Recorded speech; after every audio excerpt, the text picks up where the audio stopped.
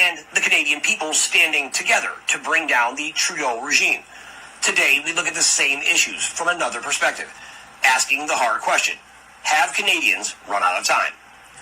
Next week, all the provincial and territorial premiers will be meeting with the Canadian Prime Minister Justin Trudeau and the Health Minister Jean-Yves Duclos for what some consider to be the most important event in Canadian history.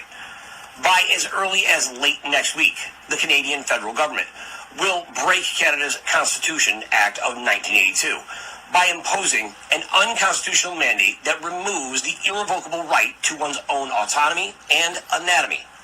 Said mandate will imply that every citizen in Canada no longer has the right or authority to make their own choices and decisions about their body, and that every citizen in Canada must comply with any medical treatment or experiment proposed to them by any level of government. In addition to the illegal mandate that will remove Canadians' irrevocable rights to physical autonomy, allowing them to make their own decisions regarding their own body and path in life, the fear is that they can remove the rest of the rights and freedoms as well.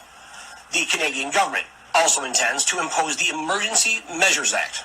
The act will be applied across all provinces and territories.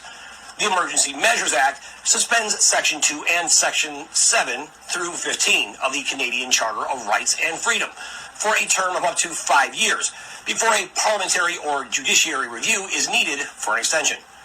This means that no citizen will have conscience or religious freedom, which is one of the key stages to implement communism, thus replacing God with government.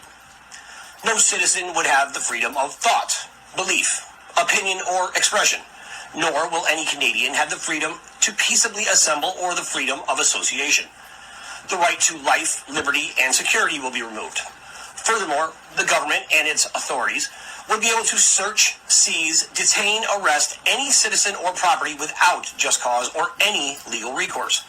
Citizens will no longer be protected from cruel and unusual treatment or punishment. And any citizen could be discriminated against by authorities based on race, national or ethnic origin, color, religion, sex, age, and mental or physical disability, all based around safety. All the rights and freedoms that past Canadians have fought for and that Canadians today take advantage of could all be gone by as early as next week. If the tyrannical dystopian Canadian Compliance Bill is approved, it would of course require funding.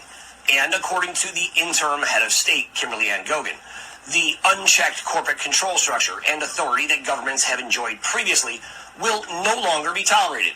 Anti-human legislation will not be ratified, and neither of those things will be funded.